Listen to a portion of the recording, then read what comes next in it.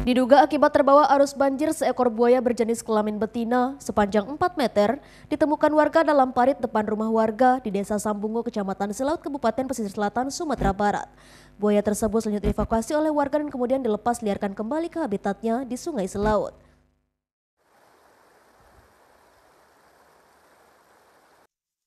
Banjir yang mengenai kawasan Desa Sambungo, Kecamatan Silaut, Kabupaten Pesisir Selatan, Sumatera Barat mengakibatkan terdamparnya seekor buaya berukuran besar dalam sebuah parit di depan pemukiman warga.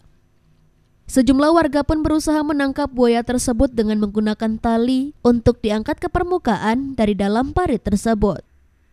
Agar tidak membahayakan warga, buaya berukuran 4 meter berjenis kelamin betina ini dievakuasi ke tempat aman dengan kondisi diikat.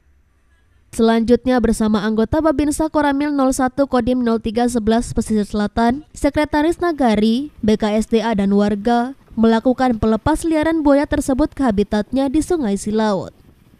Warga pun berharap agar adanya perhatian dari pemerintah terhadap desa mereka yang selalu terendam banjir saat diguyur hujan deras, sehingga warga pun takut terjadi konflik dengan buaya atau ular yang bisa membahayakan nyawa anak-anak mereka. Ada buaya terdampar dari dampak banjir kemarin. Buaya tersebut kemarin mungkin sudah dilihat, tapi saat sekarang tadi dinyatakan oleh warga bahwa itu buaya dan bisa dievakuasi pada jam 11.30 kurang lebih tadi oleh Bapak Selamat dan kawan-kawan. Dan juga di sini rekan Babin juga menghadiri menyaksikan tentang evakuasi buaya tersebut. Dari Kabupaten Pesisir Selatan, Sumatera Barat, Budi Sunandar, iNews melaporkan.